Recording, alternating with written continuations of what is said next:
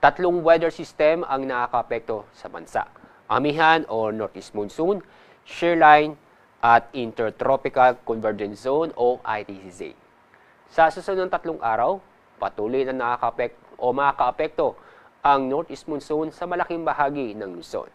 Samantalang ang Shear Line, inaasahan na makakaapekto pa rin sa silangang bahagi ng Southern Luzon.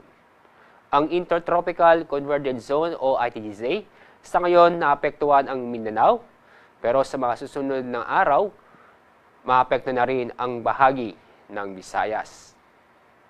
Kasalukuyan, wala po tayong binabantayan o walang LPA o bagyo sa loob ng ating Philippine Area of Responsibility at ganoon din sa Dagat Pasipiko. Sa ating magiging lagay na panahon ngayong araw, magiging maulap ang kalangitan na may mga pag-ulan sa Cagayan Valley, Cordillera at Aurora. Magiging maulap din ng kalangitan na may kasamang kalat-kalat ng pag-ulan at thunderstorm sa Marinduque, ganoon din sa Quezon at Bicol Region. Sa lalabing bahagi ng Luzon kasama ang Metro Manila ay magiging maganda at maliwas sa panahon ngayong araw. Pero may tsansa pa rin ng mga isolated na mahihinang pag-ulan. Dako tayo sa Visayas at sa Mindanao.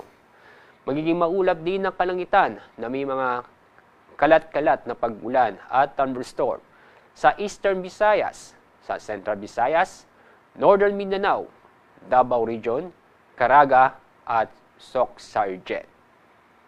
Samantala, sa lalabing bahagi po ng Visayas at yun din sa lalabing bahagi ng Mindanao ay magiging maganda at maliwas sa panahon kung saan makakaranas ng bahagyang maulap hanggang sa maulap ang kalangitan.